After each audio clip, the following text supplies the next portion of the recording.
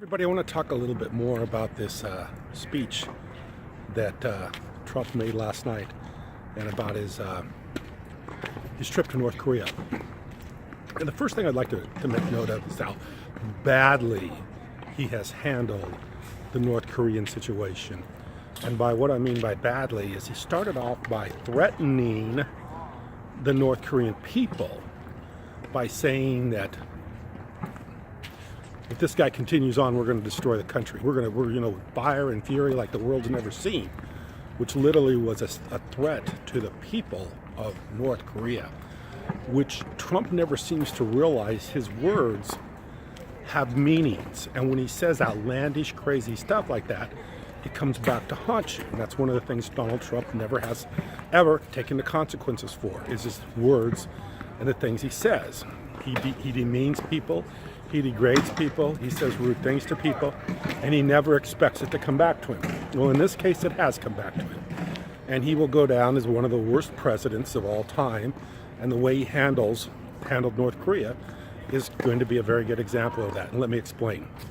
When he threatened the North Korean people, and of course the North Koreans are using this as propaganda against him, when he goes on about fire and fury and the world has never seen, and calls the leader Rocket Man and all this other stuff.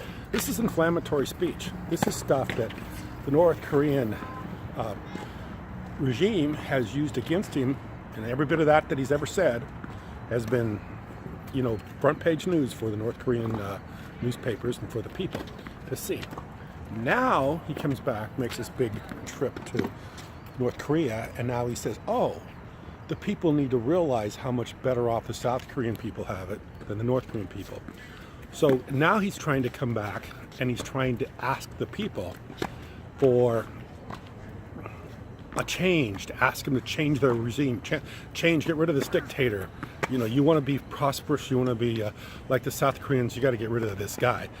But they're not going to listen to him because he's already lost his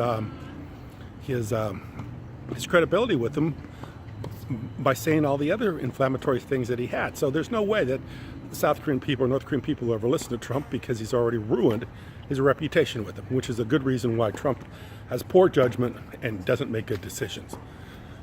The second thing I'd like to say about the whole thing is that Trump made this eloquent speech about the freedom of South Korea and the prosperity of South Korea, and how the United States and South Korea are countries of openness, and we don't have this, this dictator rule over us, and we have the individual right to prosper and all this great stuff, individual right to say what it is we think, which is what I'm doing right now. But just what I think was last week, Trump is going down his motorcade, and somebody flips him off, didn't flip him off, but flips off the motorcade. And what happens to that person? That person loses their job. How you doing? So a little bit like North Korea, a little bit like dictatorship, a little bit like somebody voices their disagreement with Donald Trump by simply making a statement, a hand gesture, and what happens? That person loses their job. Sounds a little bit like North Korea. It doesn't sound like the United States of America. It sounds like North Korea. And Trump threw a lot of good stuff out the other night in the speech.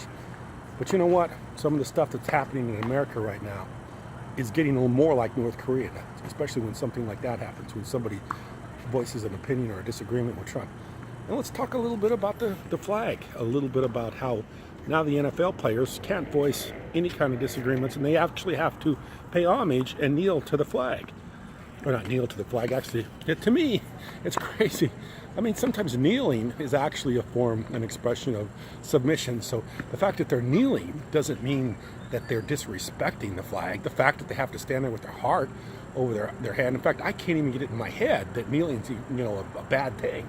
If they're playing the anthem. Why it should be a problem for anybody to kneel. Usually kneeling's a paid no respect. So this is all craziness. This is all Trump stirring it up. And the fact Trump can say somebody should lose their jobs for not holding their hand over their heart and standing at attention for the flag, all sounds like North Korea to me. So don't be such a fucking hypocrite, Trump. You talk about how the North Koreans are such dictators. Somebody can't voice their disagreement or express some form of unhappiness with you by simply giving you a hand gesture. Sure, it's the middle finger, but who fucking cares? You can drive around Southern California and get the middle finger all the time. Nobody gets too upset about it. Plus the flag, paying homage to the flag by holding your hand over the heart. All that sounds like that, it sounds like dictatorship in North Korea to me more than it does the United States of America. So once again, Trump fails us. So I appreciate you watching. Thank you.